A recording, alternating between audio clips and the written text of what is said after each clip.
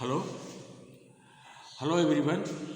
Welcome back to the program Fundamentals of Grammar, Fundamentals of English Grammar. This is Dr. Arias Maurya. We are in the program in the series how to change from direct to indirect narration, and then we will discuss today three types of sentences: imperative sentence, exclamatory sentence और objective sentence. तो हम एक करके देखेंगे। Will take it one by one. This is first imperative sentence. imperative sentence का मतलब होता है आज्ञा सूचक वाक्य। तो आज्ञा सूचक वाक्य में क्या होता है कि इसमें आज्ञा का बोध होता है और रिक्वेस्ट का बोध होता है, कमांड का बोध होता है। तो इसमें करते क्या है, जो टू है उसको बदल देते हैं, सेट को बदल देते हैं, सेट को बदल देंगे। तो सेट को बदल देंगे अर्थ के अनुसार, कमांड में, ऑर्डर में, रिक्वेस्ट में, ऐसे करके बदल देते हैं। और इसके बाद टू प्लस V1 का प्रयोग करते हैं, कामा को हटाकर टू प्लस V1 का प्रयोग करते हैं। इसके बाद ऑब्जेक्ट लिखते हैं, इसके बाद कुछ भी लिखिए एज यूजुअल, और इन्वर्टेड कामा हटा देते हैं। और जैसे कि इसको देखें, जैसे the teacher said in the class stand up, तो teacher order in the class to stand up, या the teacher order to stand up, the teacher order to stand up. अब जैसे अगर जैसे ही सेड, जैसे principal said to him call the boy, the principal said to him call the boy, तो क्या होगा, आप सेड टू को हटाकर ऑर्डर का प्रयोग कीजिए, ऑर्डर। द प्रिंसिपल ऑर्डर, और प्लस टू का प्रयोग कीजिए, to call the boy, the principal order to call the boy. The teacher said to Ravi do it at once, the teacher said to Ravi do it at once, तो teacher order Ravi to do it at once. So आप told भी लगा सकते हो, जैसे teacher told Ravi, teacher asked Ravi to do it at once. तो इस तरह से आप लिख सकते हैं। तो इस ऑर्डर वाले वाक्य में आप जो है ऑर्डर लगाए। कमांड भी लगा सकते हो। कमांड में जैसे the captain said, the captain said go forward, the captain said go forward, open the fire. तो अब इसको the captain order to go forward and open the fire, ऐसे करके। तो टू प्लस V1 का प्रयोग किया जाता है। तो इसमें ऑर्डर के जगह आप ये भी लिख सकते हो, आस्क भी लिख सकते हो। अच्छा, अब रिक्वेस्ट कैसे करते हैं, जैसे प्लीज़, जब प्लीज़ का बोल हो या काइंडली जहाँ पर लिखा हो तो हटा देते हैं, प्लीज़ या काइंडली हटा देते हैं। अगर ये काइंडली लिखा है या प्लीज़ लिखा है तो इसको जो है हटा देते हैं, रिमूव कर देते हैं। और फिर सेड को हम उसी तरह से रिक्वेस्ट में बदल देते हैं, रिक्वेस्टेड। जैसे ही said please give me another chance, she said please give me another chance. तो सेड को बदलेंगे पहले। तो चूँकि प्लीज़ है, प्लीज़ का मतलब होता है रिक्वेस्ट करना, विनती करना, तो आप उसको बदल दीजिए शी रिक्वेस्टेड, शी रिक्वेस्टेड, और इसके बाद टू का प्रयोग कीजिए और प्लीज़ को हटा दीजिए। शी रिक्वेस्टेड टू गिव, और मी जो है फर्स्ट पर्सन है तो सी के अनुसार बदलेगा।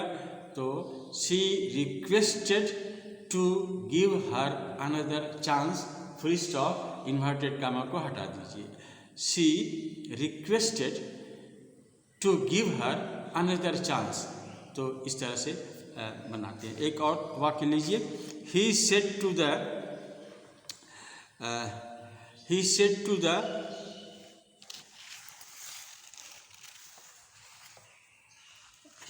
डॉली, डॉली कोई नाम है, ही सेड टू डॉली, और sing a song please, sing a song please. तो प्लीज जो है उसको हटा दीजिए, और फिर जो है इसके बाद लिखिए कि ही रिक्वेस्टेड डॉली, या ही आस्क्ड डॉली, या आप ही टोल्ड डॉली, अभी सही है। तो he requested, he asked, he told Dolly to sing a song, to sing a song. तो इस तरह से हम इम्परेटिव सेंटेंस को बनाएंगे। इम्परेटिव सेंटेंस जो है मेन वर्ब से शुरू होते हैं, जैसे go there, come here, main verb से शुरू होते हैं, और इसके लिए टू प्लस V1 का प्रयोग होता है। तो हम आगे चलते हैं। ये अब देखते हैं कि इसमें जो है ये निगेशन का भी बोध होता है, जैसे डू नॉट, मनाही भी होती है, जैसे the teacher said to the student do not touch the wall, the teacher said to the students do not touch the wall. तो डू को हटा देंगे यहाँ पर।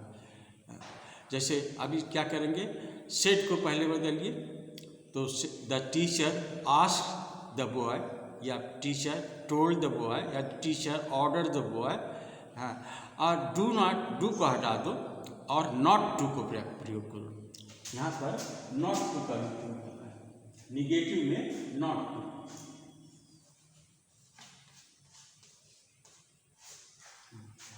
तो teacher order the students not to touch the wall, teacher order the students not to touch the wall, ऐसे बनता है। तो इस तरह से आप प्रैक्टिस करो। हाँ, the police said to the culprit don't move, the police said to the culprit don't move. तो police order the culprit not to move, police order the culprit, culprit मतलब दोषी, the police order the culprit not to move. तो ऐसे। अच्छा, आप देखते हैं exclamatory sentence. Exclamatory sentence दूसरे टाइप के। तो दूसरे तरह के वाक्य जो है कुछ तो ऐसे एक्सक्लेमेटरी साइन दिया रहता है, तो उससे पता चलता है कि एक्सक्लेमेटरी ये वाक्य है। जैसे ही said what A PT, he said what a beautiful girl, he said what a beautiful girl, the exclamation. तो यहाँ पर अगर एक्सक्लेमेटरी चिन्ह दिया है और ये बिल्कुल स्पष्ट नहीं है कि किस तरह का एक्सक्लेमेशन है, किस तरह का एक्सक्लेमेशन का मतलब, जैसे हमने बताया इससे दुख का बोध होता है, सौरव का, जॉय का, कंटेम्प्ट का। अगर ये पता नहीं चल रहा है तो खाली आप सेड को बदल करके एक्सक्लेम कर दीजिए।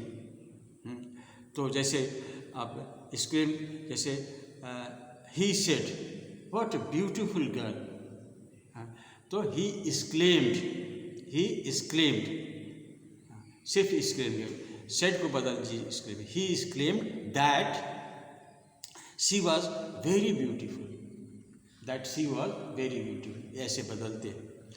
जैसे he exclaimed what A PT, he said what A PT, तो आप लिखिए ही exclaimed that it was a great PT. तो थोड़ा सा आपने को जोड़ना पड़ता है। जैसे हमने बताया वहाँ सी वाज हुआ, यहाँ जो है इट जोड़ दीजिए, it was a great pity, he exclaimed that it was great pity. जैसे सी सेड हाउ ड्रेडफुल, तो she exclaimed that it was very dreadful. How जो है वेरी में बदल जाता है, हाउ को हटा देते हैं, इट इससे शुरू करते हैं।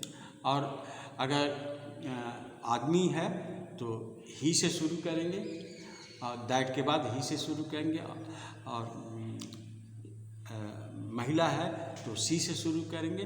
तो ऐसे ही बताया हमने, जैसे हमने बताया कि he said what a beautiful girl, तो he exclaimed that she was very beautiful, या he exclaimed that the girl was very beautiful, that girl was very beautiful, ऐसे भी हो सकता है। और जैसे कहें कि ही एक्सक्लेम्ड या ही सेड व्हाट ए पिटी, तो आप इसको लिखिएगा he exclaimed that it was a great pity.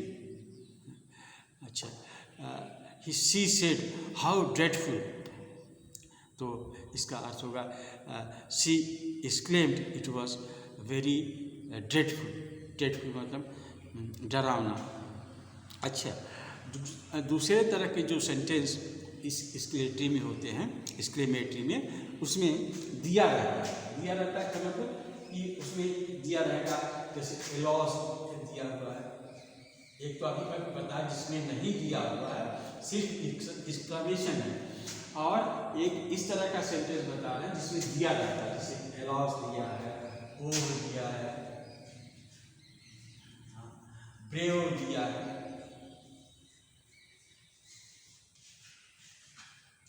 O that दिया है, ओ दैट। तो इस तरह के जो होते हैं उसमें ये दिए रहते हैं, साइन होते हैं, इसको बोलते हैं एक्सक्लेमेटरी वर्ड्स। जैसे आह, तो आह का मतलब हुआ कि ये दुख भरा है, एलास मतलब दुख भरा, ब्रेव, बकअप, हुर्रे, तो ये सब इसका सिंबल है जॉय का, खुशी का।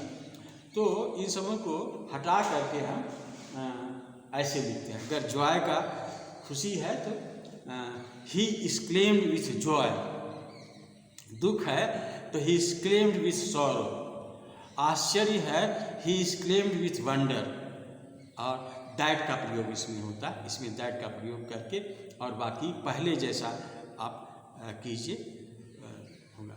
जैसे yes, he exclaimed with joy when the girl said, "Hurray, the cup is our." तो हुर्रे जो है ये किस चीज़ का सिंबल है? हर्ष का, खुशी का। तो girl exclaimed with joy, that का प्रयोग कीजिए।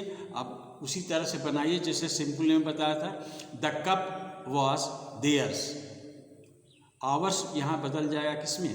देयर्स में, थर्ड पर्सन में बदलेगा। तो थर्ड पर्सन में डबल पजेसिव, आवर्स क्या है? डबल पजेसिव है, और देयर्स भी डबल पजेसिव है थर्ड पर्सन का।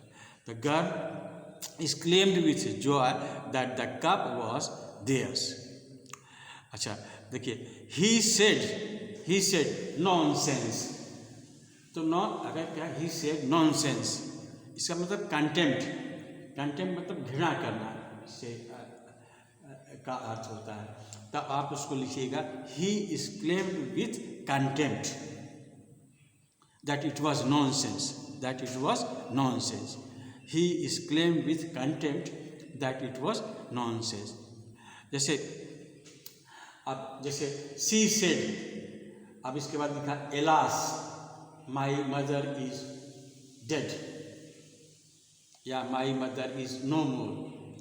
तो आप लिखिएगा एलास, एलास को हटा दीजिए, और चूंकि एलास का मतलब होता है दुख, तो she exclaimed with sorrow that her mother was no more, her mother was no more. तो ऐसे एक्सक्लेमेटरी सेंटेंस को हम चेंज करते हैं। तो एक तो अब देखेंगे कि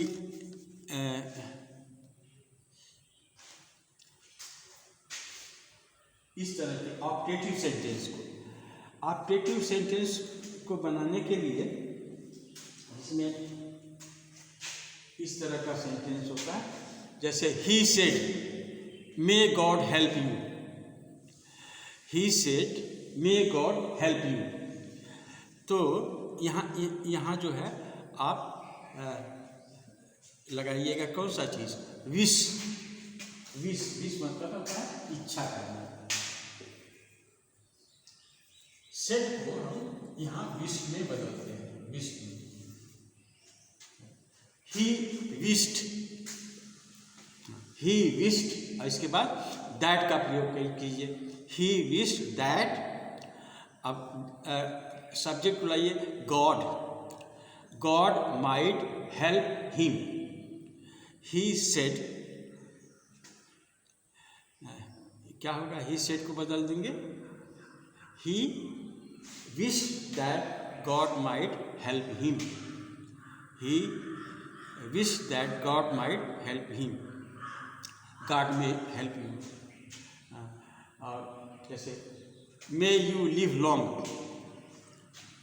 he said may you live long. तो प्रेड भी लिख सकते हैं, विश करना होता और प्रार्थना करना होता है। जैसे प्रे है तो इसमें प्रेड लिखोगे।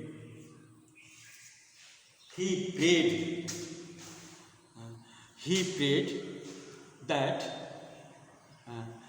long live the king might live long, या यू में आप ज़्यादा दिन तक जिंदा रहें, या आप दीर्घायु हों, ऐसे करके होता है ना।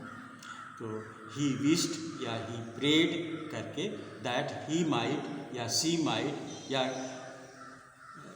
कुछ भी हो सकता है, जैसा है आप बनाइए। जैसे he said happy birthday, he said happy birthday. तो कैसे बनाइएगा, ही विश्ड हर और हिम हैप्पी बर्थडे। यस, हो गया, he wished him happy birthday, ये भी सही। जैसे ही said thank you, he said thank you. तो कैसे बनाइएगा, he wished him thank you, he wished him thank you, या he thanked him, ऐसे भी हो जाएगा। he wished him thank you या he thanked him, ऐसे कर सकते हैं। जैसे he said congratulations, तो आप इसको कहिए he wished him lot of congratulation, ऐसे भी कह सकते हैं। he wished him lot of congratulation, अपने से बनाकर भी कह सकते हैं। तो विश आप लगा सकते हो। तो इसमें प्रे या विश। जैसे गॉड जहाँ पर है, जैसे God may help you, God may give you long life, तो आप कहिए he prayed that God might give him a long life, full stop. और ये अगर एक्सप्लेनेशन वगैरह कोई चीज़ है उसको हटा दें। तो इस तरह से हमने आपको ये बताया कि कैसे इन तरह के सेंटेंसेस को, जो इम्पेरेटिव हैं, एक्सक्लेमेटरी हैं या ऑब्जेक्टिव सेंटेंस हैं, इनको किस तरह से हम डायरेक्ट से इनडायरेक्ट में बदलते हैं।